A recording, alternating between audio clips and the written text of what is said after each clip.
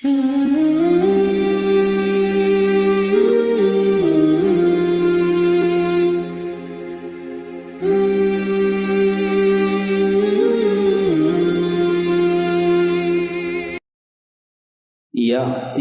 alaikum zaman al-qabid fihim ala dinihi kal-qabid alal jamri.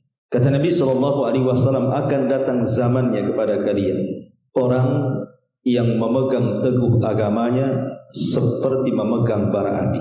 Hadis ini tentu bagian daripada alamatun nubuwah, tanda dari tanda-tanda kenabian. Artinya bahwa hadis ini tersirat pesan kepada kita sebagai umat akhir zaman bahwa siapapun di akhir zaman yang berpegang dengan agama dengan sebetul-betulnya memegang agama, maka dia akan merasakan seperti sabda Nabi SAW, yakni dia akan memegang seperti bara api. Kalau kita lihat secara hakikat bara api itu, tidak ada manusia yang sanggup memegang. Siapa yang bisa memegang bara api? Antum ambil kayu kemudian bakar. Ketika merah-merahnya itu, arang itu, antum pegang, kira-kira bisa tidak? Mustahil. Karena sifat bara api itu pasti panas. Sifat bara api itu pasti akan sakit dan mungkin juga melepuh tangan kita kalau memegang bara api itu. Tapi tentu maksudnya di sini bahwa nanti umat di akhir zaman itu agama mereka akan digoyang.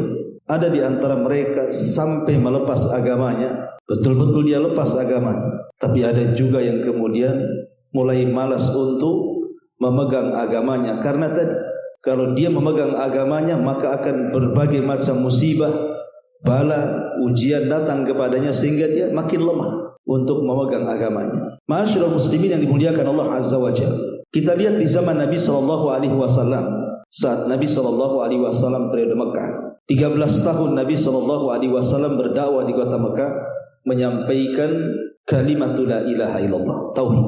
Ketika Nabi SAW menyampaikan kalimat tauhid, maka Islam yang dibawa Rasul, agama tauhid itu dianggap asing kan? Bahkan mereka mengatakan aja'alal alihata ilahan wahid inna hadza la syai'un ujab.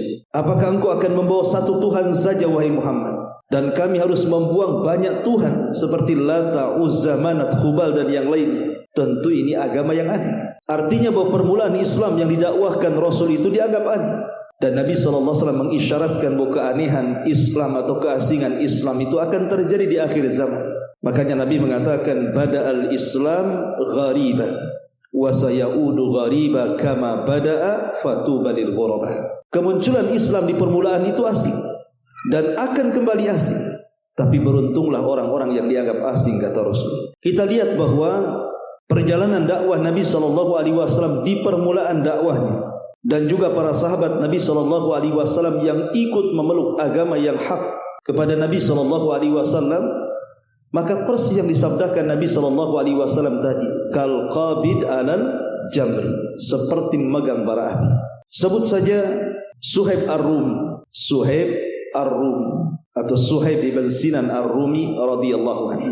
Ketika dia memeluk Islam, maka dia disiksa habis-habisan oleh orang-orang kafir Quraisy sehingga dipukul depan dan belakang sampai hilang ingatan. Suhaib ini hilang ingatan gara-gara hanya memeluk Islam. Diberikan tekanan orang-orang Quraisy supaya menjadi pelajaran bagi yang lainnya, siapa yang memeluk agama Muhammad maka nasibnya sama dengan Suhaib Ar-Rumi. Artinya bahwa lihat tantangan dakwah kala itu.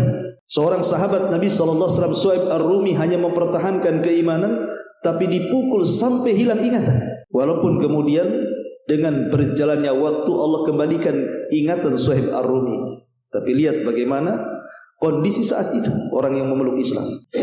Kemudian juga contoh yang lainnya, Utsman ibn Affan radhiyallahu anhu. Di permulaan dia masuk Islam, keluarganya tidak terima. Bahkan salah satu paman Utsman ibn Affan ini sampai kemudian mengikat Utsman ibn Affan dengan tikar yang terbuat dari anyaman pelepah kurma, semacam dibungkus kemudian diikat. Kemudian kakinya diikat di atas pohon, kemudian kepalanya di bawah kayak digantung. Kemudian pamannya membakar kayu bakar, bukan untuk membakar Utsman, tidak, tetapi pembakaran itu dekat dengan Utsman digantung. Jadi apabila apinya kemudian padam, apa yang terjadi? Keluar asap. Asap itulah yang sengaja kemudian terhempas angin dan terkena wajah Utsman ibn Affan radhiyallahu anhu. Anda bisa bayangkan kalau ada orang di depan perapian kemudian ada angin dan asapnya mengarah ke kita, pengap kita dibuatnya, tidak bisa bernafas, boleh jadi sakit mata, sakit hidung dan begitu seterusnya. Lah Utsman itu berjam-jam diberikan asap seperti itu. Kita bisa bayangkan betapa tersiksanya Utsman kala itu. Tetapi Utsman ibn Affan tidak bergeming dari keimanannya sampai akhirnya kemudian dilepaskan oleh pamannya. Makanya kemudian Utsman pun berinisiatif untuk hijrah dari Mekah, bahkan memimpin hijrah pertama ke Habasyah karena sudah tidak tahan berada di Mekah. Itu contoh bagaimana Islam ditekan di masa itu. Atau contoh yang lainnya, Mus'ab ibn Umair radhiyallahu anhu. Mus'ab ibn Umair ini kalau boleh dikata idolanya anak-anak muda hari ini. Selain daripada Mus'ab ini orangnya tampan, begitu digambarkan, kemudian kulitnya terawat, kemudian pakaiannya megah-megah, kemudian orang tuanya bangsawan, apa yang diinginkan dia semua dipenuhi oleh orang tuanya. Dari kendaraan, pakaian, wewangian, bahkan gadis-gadis di zaman itu mereka sangat berharap ingin menikah dengan Mus'ab ibn Umair. Saking tampannya. Tapi Mus'ab ibn Umair dia orang cerdas. Kemudian belakangan dia masuk Islam, bersahadat di hadapan Nabi SAW.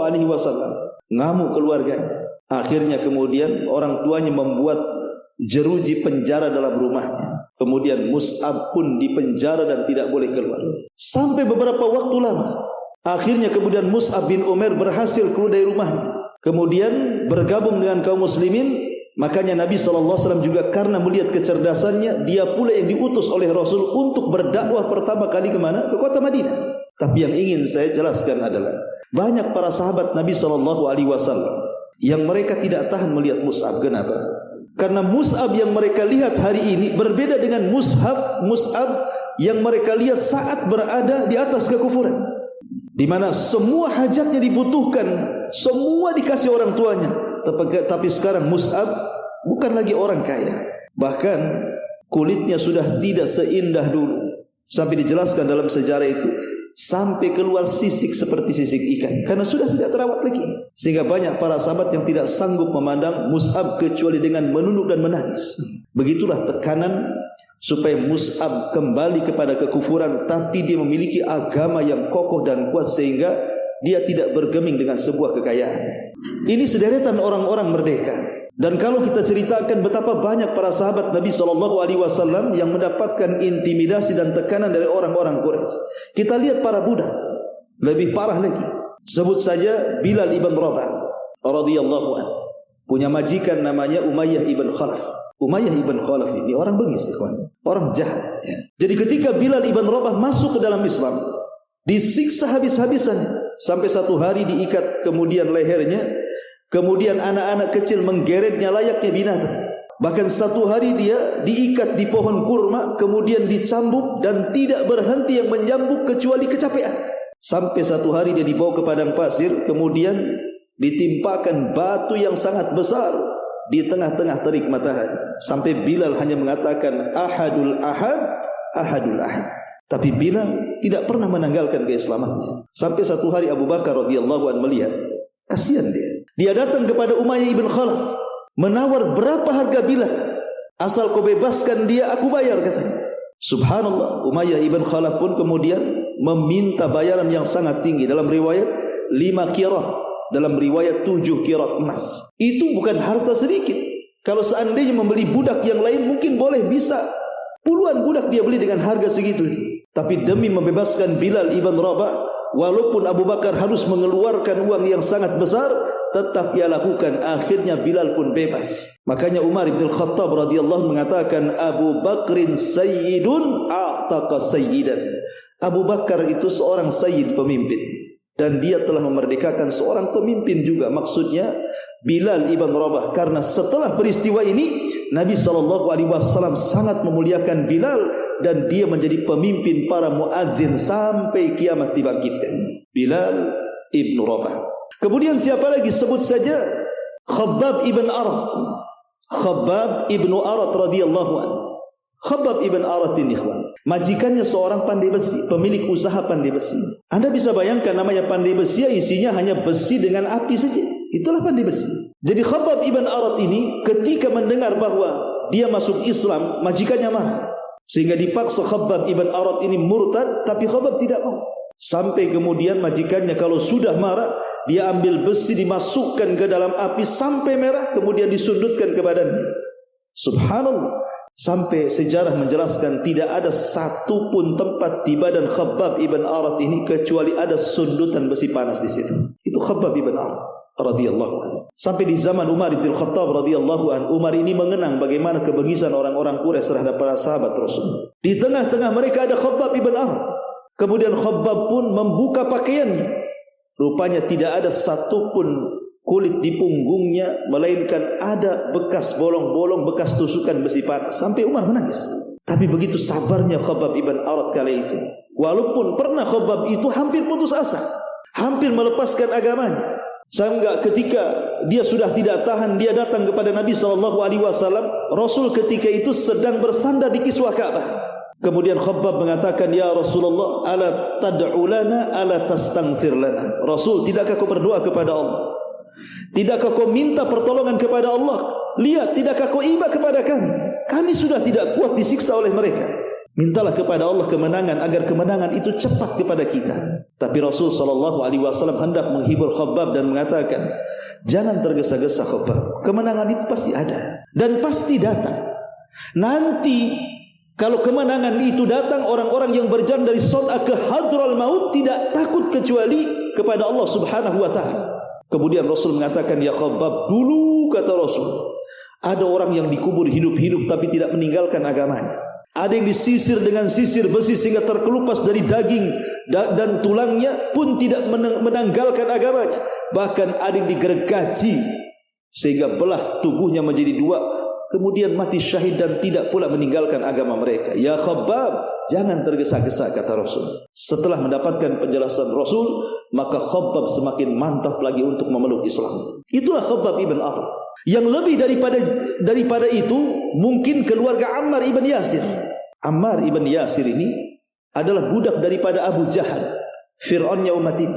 Ketika kemudian Ammar ini memeluk Islam, kemudian Islamnya ditularkan kepada ayah dan ibunya Sumayyah dan juga Yasir, dan ketahuan Abu Jahal, ditangkap tiga-tiganya. Kemudian yang dihadapkan pertama adalah Sumayyah, ibunda daripada Ammar. Kemudian dipaksa untuk murtad tapi tidak mau dan tetap kokoh dengan akidah Islamnya. Marah Abu Jahal, diambilnya tombak, dimasukkan ke kemaluannya sampai menembus dadanya. Kemudian dia pun mati syahid. Dan itulah manusia yang mati syahid pertama dalam Islam, seorang wanita yang bernama Sumayyah, ibunda daripada Ammar ibn Yasir.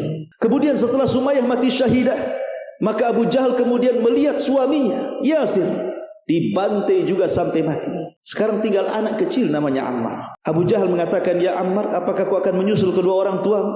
Kalau engkau ingin bebas, lakukan dua perkara. Satu, caci maki Muhammad itu sesuka hatimu.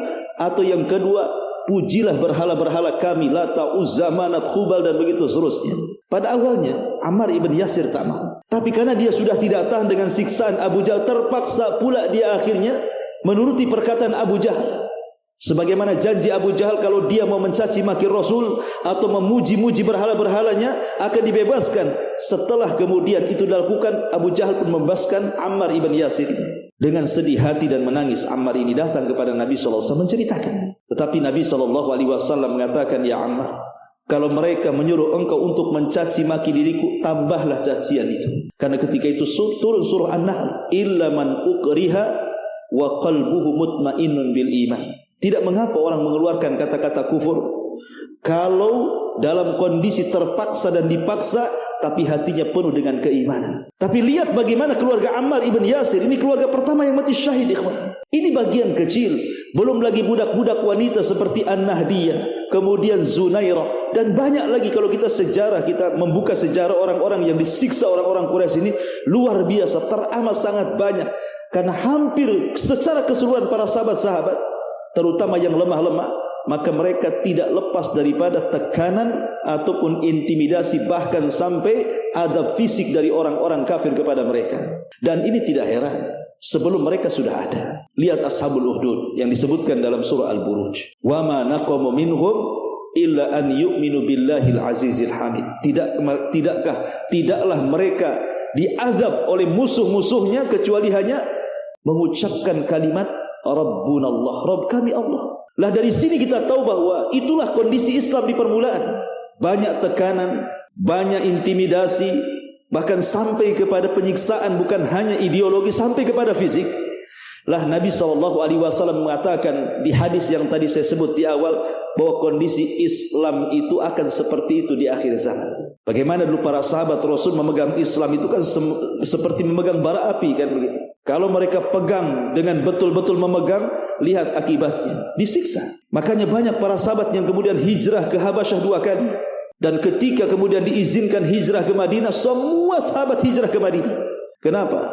Karena mereka ingin menghindari permusuhan-permusuhan yang sengit yang dilancarkan orang-orang Quraisy kepada para sahabat Nabi SAW. Lah Rasul ingin menghabarkan ini kepada umat akhir zaman, kepada kita, bahwa umat Islam di akhir zaman sama. Ketika mereka berpegang dengan teguh agamanya, dengan betul-betul berpegang, maka mereka layaknya seperti megang bara api. Semakin dipegang, maka ujian akan bertubi-tubi menimpa dia. Makanya kenapa Nabi SAW sampai mengatakan, di akhir zaman itu ada yusbihu mu'minan wa yumsi kafira, wa yumsi mu'minan wa yusbihu kafira. Ada orang di pagi hari dia beriman, malamnya pula kufur. Ada orang yang malamnya beriman, paginya pula kufur. Kenapa? Yabi'una dinahum bi'aradin minad dunya. Karena mereka menjual agamanya dengan dunia yang sangat hina sekali. Gara-gara pernikahan orang bisa murtad, gara-gara ekonomi orang bisa murtad, gara-gara politik orang bisa murtad. Jadi sekarang ini kalau kita lihat bahwa begitu rapuhnya umat Islam di akhir zaman itu, kenapa?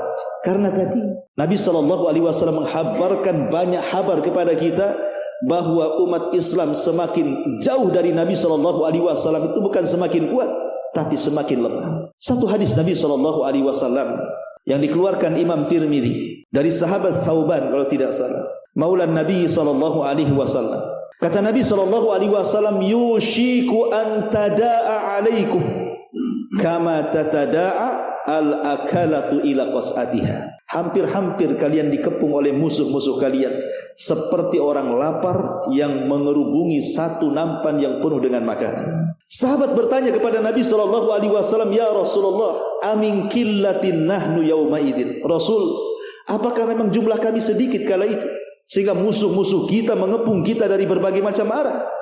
Kata Nabi SAW, bal antum yawma idin kathirun. Bahkan kalian pada hari itu mayoritas, bukan minoritas. Tapi kenapa kemudian yang mayoritas dikepung pula oleh orang-orang yang minoritas? Harusnya secara logika yang mayoritas itulah yang mengepung minoritas. Tapi di akhir zaman terbalik, justru yang mayoritas dikepung minoritas.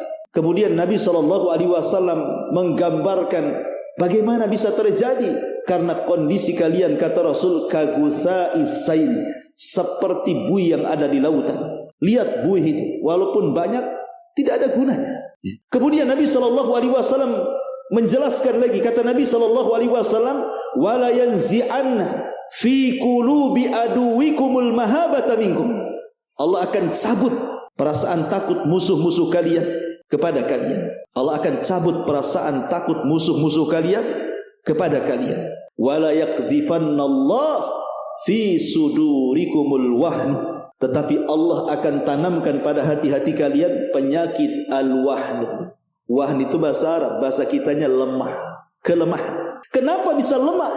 Kemudian Rasul memberikan alasan, karena kalian hubbud dunya wa karahiyatul maut. Terlampau cinta dengan dunia yang berakibat dengan takut akan kematian. Disitulah kelemahan kalian. Lemah dengan dua perkara ini menjadi lemah agama kalian, iman kalian lemah, kata Rasul. Dulu ikhwan, dulu di zaman Nabi SAW, kenapa Islam selalu menang dalam setiap peperangan? Karena di mata para sahabat Nabi SAW, ketika mereka sudah keluar berjihad, kalau bisa mereka tidak pulang lagi, alias mati syahid. Itulah kunci kemenangan yang dikatakan Khalid ibn Walid ketika berdialog dengan orang-orang Romawi. Apa kata Khalid? Nahnu qaumun nuhibbul mauta kama tuhibbul haya. Kami ini sebuah kaum yang cinta dengan kematian sebagaimana kalian cinta dengan kehidupan. Kalau ada sebuah pasukan Niat mereka ingin mati dan tidak ingin hidup. Niat mereka ingin masuk ke dalam jannah dan tidak ingin kembali. Siapa yang akan melawan orang-orang yang siap mati? Tidak ada yang bisa melawan. Orang ini siap mati semua. Sementara orang-orang kafir itu tidak siap dengan kematian. Mereka ingin hidup. Makanya dalam setiap peperangan di zaman itu hampir tidak terkalahkan. Tidak terkalahkan kaum muslimin apabila perang. Kenapa? Karena jiwa raga mereka sudah diserahkan kepada Allah. Mereka sudah cinta dengan syahid dan kematian. Karena di saat itu kecintaan dunia tidak ada. Yang ada kecintaan kepada akhirat. Dan takut mati tidak ada. Yang ada ingin mati. Ketika hati mereka terpaut dengan akhirat, sehingga mereka ingin mati syahid dan ingin cepat kembali menghadap Allah Subhanahu wa taala, itulah modal yang paling besar kemenangan Islam di zaman itu. Makanya kemudian Islam itu tidak pernah lemah di zaman itu, kuat. Kenapa? Karena dua perkara ini tidak ada. Cinta dunia dan takut mati. Tapi Nabi SAW mengatakan umat di akhir zaman akan berhadapan dengan musuh yang sudah tidak punya rasa takut dengan kalian. Jadi musuh-musuh Islam itu sudah enggak takut dengan umat Islam lagi. Kenapa? Karena umat Islam sudah tidak seperti umat Islam dahulu, yang mereka ingin berhubungan dengan Allah, ingin mati kalau bisa perang enggak kembali. Sekarang tidak ada lagi. Yang ada hanya kelemahan, dicintakan dengan dunia dan takut kematian. Makanya musuh-musuh itu akan mudah mengepung kalian dari berbagai macam arah. Itulah nasib Islam di akhir zaman, kata Rasul. Walaupun mereka banyak, tetapi kondisi mereka seperti buih, tidak berguna. Ma'asyiral muslimin yang dimuliakan Allah Subhanahu wa taala. Kalau sebut saja hubbud dunia, cinta dunia, yang terbayang pada kita kalau sudah cerita dunia apa? Harta. Apalagi kalau kita cerita dunia, pasti yang terbayang pertama adalah harta. Pengen punya rumah bagus, pengen punya kendaraan mewah, pengen punya tanah luas, pengen punya uang banyak, pengen punya usaha yang maju. Itulah dunia.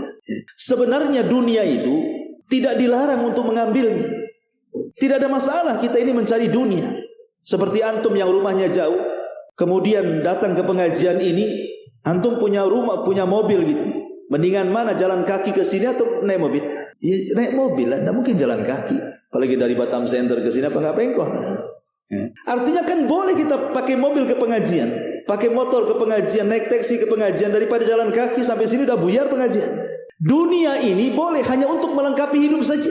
Selama dunia ini hanya untuk melengkapi hidup, untuk perjalanan kita ke akhirat, tidak tercela dunia ini.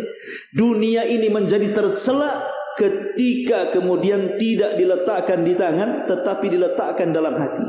Kalau mobil sudah diletakkan di hati, rumah diletakkan di hati, uang diletakkan di hati, tanah-tanah yang luas antum beli diletakkan di hati, itulah yang dicela dalam Islam. Karena ketika kemudian dunia itu diletakkan di hati, maka dia akan berangan-angan kalau bisa jangan cepat mati. Kalau bisa 100 tahun lagi lah, best lah usianya. Kalau bisa sampai 200 tahun, bagus, jangan mati dulu, kan itu. Kenapa? Masa saya baru sukses dari muda, sudah tua, sekarang sudah kaya, masa saya mati? Kan itu. Kalau bisa ditambah lagi umurnya, kan begitu. Itu kalau cinta dunia sudah masuk ke dalam hati seperti itu, dia tidak akan ingin mati. Kalau bisa ingin panjang usianya. Itulah yang dikatakan Rasul, hubbud dunya wa karahiyatul maut. Kalau sudah cinta dunia, pasti tidak mau mati. Gimana mau mati? Ya, capek dari pagi, siang, sore, dari remaja, dewasa sampai tua, sudah punya segalanya, tiba-tiba ditinggal begitu saja, kan? Secara logika kan rugi. Tetapi itu pula yang menjadikan kelemahan kita di hadapan musuh-musuh kita. Ma'asyiral muslimin yang dimuliakan Allah Azza wa Jalla. Kalau kita lihat asli Islam di akhir zaman ini, ikhwan, terkadang kita tidak sadar. Kita boleh jadi mungkin mengaji seperti ini hampir seminggu 2 kali, atau di antara antum ada yang mungkin seminggu tiap hari ngaji ke sana kemari. Ya. Bukan tidak bagus. Ini bisa menambah pengetahuan dan bisa kita amalkan. Tapi terkadang ada yang melupakan kita. Kita ini tidak dituntut hanya sekedar menjadi orang soleh saja, kawan. Tetapi dituntut juga menjadi orang muslih. Soleh dan muslih. Soleh itu memperbaiki diri, muslih itu memperbaiki orang. Kalau soleh saja, antum tidak akan diganggu siapa-siapa. Coba antum sholat, ya untuk sendiri, puasa untuk sendiri, ngaji untuk sendiri, baca Quran untuk sendiri, zikir untuk sendiri. Siapa yang ganggu antum? Gak ada. Antum gak akan diganggu, coba aja. Tapi kalau antum sudah mulai muslih, menasihati orang, tetangga tak sholat antum tegur, kenapa kau tak sholat? Tetangga mabuk antum tegur, ketika tetangga menyelisih sunnah antum tegur, ketika tetangga melakukan kesyirikan antum nasihati. Di situ muncul permusuhan. Kalau kita sholat dalam rumah, puasa dalam rumah sendirian, nggak ada yang ganggu. Tapi ketika kita sudah menjadi muslih, berusaha memperbaiki orang, disinilah gangguan-gangguan akan terjadi. Disitulah perlu kesabaran, seperti kita memegang bara api. Tapi kita harus lakukan. Tidak mungkin ada kemungkaran depan mata kita diamkan. Pasti kita ingkari lah kan gitu. Masalahnya ikhwatu fiddin, muliakan Allah Azza wa Jalla, musuh-musuh Islam ini teramat sangat kuat, terutama di zaman akhir seperti ini. Karena hampir semua bidang yang harusnya umat Islam miliki sudah diambil sepenuhnya oleh musuh-musuh kita. Apa itu? Kalau boleh 3 atau 4 bidang coba. Pertama, perpolitikan, atau disebut dalam bahasa Arabnya as-siyasah. Kemudian yang kedua, ekonomi, atau dalam bahasa Arab disebut al-iqtisadiyah. Kemudian yang ketiga, budaya. Ya. Kemudian yang keempat, dunia kemiliteran.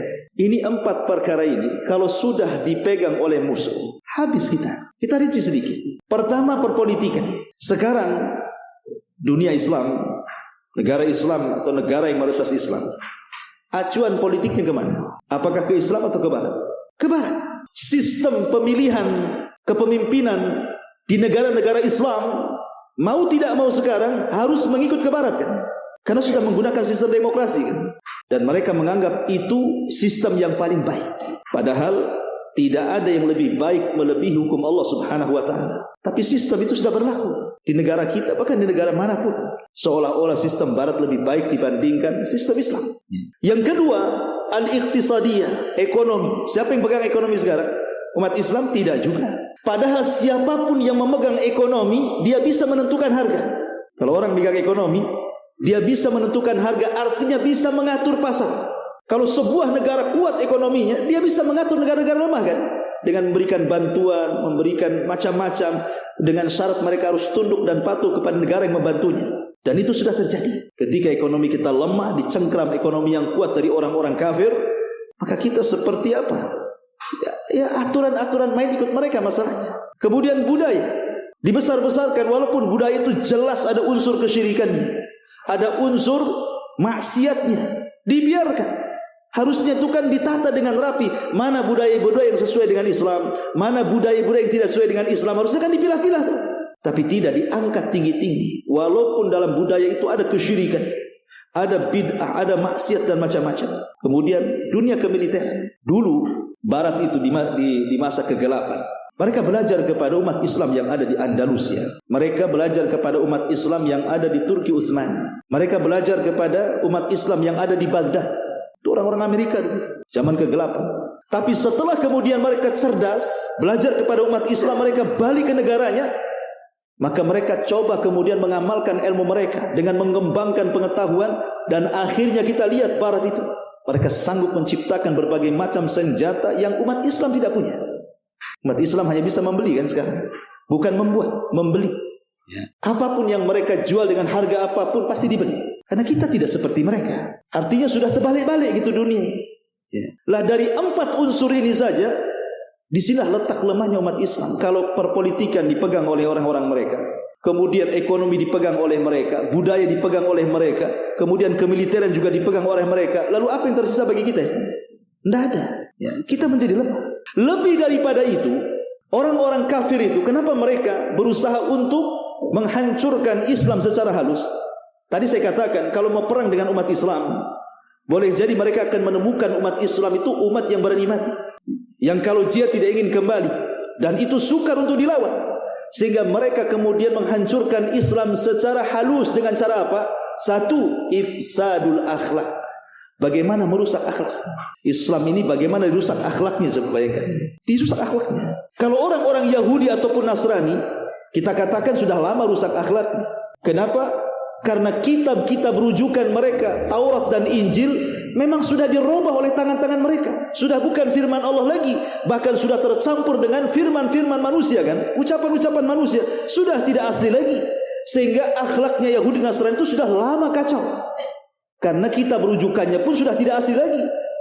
Sudah tidak lagi, keotentikannya sudah enggak ada gitu ya. Tapi umat Islam ini Al-Quran masih tetap dijaga oleh Allah Subhanahu wa ta'ala sebagaimana turunnya sampai hari ini, tidak ada perubahan, sehingga masih bisa dijadikan acuan. Sehingga kemudian orang-orang di luar daripada Islam itu berusaha apa? Menjauhkan umat Islam dari Islam, walaupun mereka tidak meninggalkan Islam. Tujuan mereka itu, sebagian mereka tidak apa-apa umat Islam tidak harus jadi Yahudi, tidak harus jadi Nasrani, tidak harus jadi agama-agama yang lain, tidak perlu, biarkan mereka di atas keislamannya, tapi rusak akhlaknya. Dirusak mulai akhlaknya. Ya, Islam gitu ya, tapi mabok gitu. Islam banyak duitnya tapi tak zakat. Islam banyak duitnya, dia maulah jalan ke sana sini ke negeri-negeri mana, tapi tak mau pula naik haji dia. Ya. Islam ya, tapi bertato di mana-mana. Biarkan mereka Islam. Ya. Yang penting Islam, tapi akhlaknya dihilangkan. Kemudian yang kedua, takhtitul fikri. Mereka mulai menghancurkan keyakinan. Jadi bagaimana umat Islam itu dihancurkan keyakinan kepada agamanya sendiri, sehingga mereka dijauhkan mempelajari siapa Tuhannya, siapa nabinya, apa agamanya. Yang penting Islam tertulis di KTP saja. Bahasanya Islam KTP cukuplah kan. Kemudian tentu ketika mereka hendak menghancurkan sesuatu, mereka akan menawarkan yang lain. Ketika akidah umat Islam sudah mulai roboh, maka datanglah penawaran dari mereka. Ini ajaran bagus, liberalisme, mau tidak? Ini ajaran bagus, sekularisme, mau tidak? Ini ajaran bagus, ajaran PKI dan yang lainnya, ya, mau tidak? Ditawarkan tuh. Ketika kemudian akidah yang sahih roboh, mereka menawarkan kemudian kebebasan-kebebasan dibungkus dengan ucapan-ucapan yang indah. Mulailah satu demi satu tertariklah umat Islam ini. Jadilah dia liberal, jadilah dia sekuler, jadilah dia ateis, jadilah dari macam-macam ikhwatu fiddin yang muliakan Allah Subhanahu wa taala. Dan anehnya setiap pengikut kesesatan ada saja pengikutnya. Ada satu dua jadilah. Orang ngaku nabi saja jadi itu, ada pengikutnya satu dua. Orang ngaku Imam Mahdi saja ada pengikutnya. Bahkan orang ngaku Tuhan lo ada pengikutnya. Kata orang Arab tu likul lisakitin lakit gitu. Setiap barang jatuh ada aja yang ngambil. Ya, artinya setiap yang menyebarkan kesesatan itu ada aja pengikutnya gitu. Kenapa? Karena akidah umat Islam sudah luntur. Kemudian penawaran-penawaran dari luar itu terlalu banyak pemahaman yang jauh dibandingkan pemahaman Islam. Itu mulai dihancurkan untuk keyakinannya. Kemudian yang ketiga, mulai idhabus syahsiyah. Kalau sudah mereka akhlaknya hancur, kemudian keyakinannya hancur, maka mereka akan berusaha untuk menghapus identitas kaum muslimin. Mulai dari nama orang, kalau bisa jangan nama Islam. Ya, namamu siapa? Abdurrahman, ganti Jack. Ya, Jack. Itu siapa gitu ya. Namamu siapa? Abdul Aziz, ganti Michael gitu ya. Namamu siapa? Pokoknya mulai dari nama itu dirubah tuh, dibuat kayak nama-nama mereka. Kemudian setelah nama, mulai dari penampilan pakaian. Mulai mereka membuka aurat gitu ya. Mulai mereka kemudian menampakkan pakaian-pakaian ala kafir. Mulai itu persis seperti sabda Nabi SAW, la tattabi'anna sanana man kana qablakum shibran bi shibrin wa dhira'an bi dhira'in hatta law dakhulu juhra dhabbin la dakhaltum. Kalian akan mengikuti tata cara umat sebelum kalian, maksudnya Yahudi dan Nasrani. Awalnya sejengkal, kemudian sehasta, kemudian sedepak, kemudian bisa aja sekilo tuh. Sampai kalau seandainya ada lubang biawak yang berliku-liku dalam tanah itu, kalian pasti akan ikut di belakangnya, kata Rasul. Dan itu sudah terjadi. Dimulai identitasnya dihilangkan kan. Mulai identitas nama, identitas pakaian, pendidikan, cara berfikir. Dan kalau seperti itu, lasnya apa ikhwan? Al-wala. Pasti akan meletakkan loyalitas kepada orang kafir. Ujungnya seperti itu. Kalau sudah akhlaknya rusak, keyakinannya rusak, identitas Islam hilang, maka yang tersisa apa? Al-wala bil kuffar. Pasti akan menanamkan loyalitas kepada orang kafir. Kalau sudah begitu hancur Islam. Ya. Lah inilah kondisi-kondisi di akhir zaman seperti ini, ikhwan, yang disabdakan Nabi SAW. Kalau kita tidak sabar, terus mempelajari agama yang benar sesuai dengan Al-Quran dan Sunnah, ala fahmi salaful ummah ini, maka kita akan habis tergerus. Maka tanamkan pada anak-anak kita ini akidah yang benar. Karena tantangan dakwah anak-anak kita ke depan berbeda dengan tantangan dakwah hari ini yang kita hadapi. Tentu akan lebih dahsyat lagi kan begitu. Karena Rasul yang mengatakan sayati alaikum zaman walladzi ba'dahu syarrun minhu, akan datang zamannya di mana setelahnya jauh lebih buruk daripada sebelumnya.